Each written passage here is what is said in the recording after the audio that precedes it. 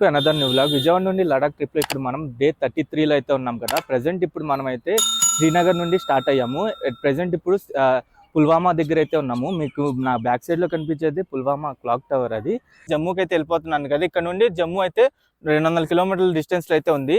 ఇక్కడ వ్యూ చూడండి ఎలా ఉందో. ఈ హైవే పక్కన అసలు కొండల మీద అలా ఫాగ్ అంతా వచ్చింది. చాలా బాగుంది ఇక్కడైతే వ్యూ అయితే. జమ్మూలో ఒక లొకేషన్ దగ్గరికి అయితే వచ్చాను. ఈ లొకేషన్ పేరు వచ్చేసి అమర్ మహల్ మ్యూజియం.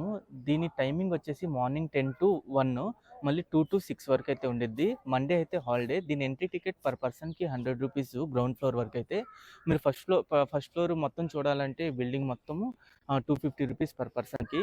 ఇక్కడ ఈ మ్యూజియంలో హైలైట్ ఏంటంటే మహారాజా మాన్సింగ్ గారి సంబంధించిన జీవితంలో సంబంధించిన ఆయన మిస్సెస్ కానీ, ఆయన చైల్డ్హుడ్ ఫొటోస్ కానీ అవన్నీ ఉన్నాయి. ప్లస్ మినియేచర్ గ్యాలరీ ఒకటి ఉంది, పిక్చర్ గ్యాలరీ ఒకటి ఉంది.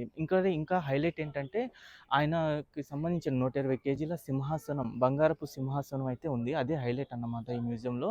బాగుంది, అంటే ఇన్ఫర్మేటివ్గా ఉంది. ఇక్కడ ఇంకో విషయం ఏంటంటే లోపల రాగానే మనం ఆ గైడ్లు వాళ్ళే చెప్తారు మనకి ఆ హిస్టరీ గురించి. అంటే దీనికి సంబంధించిన వాళ్ళు అన్నమాట. అమౌంట్ అయితే ఏం ఛార్జ్ చేయరు.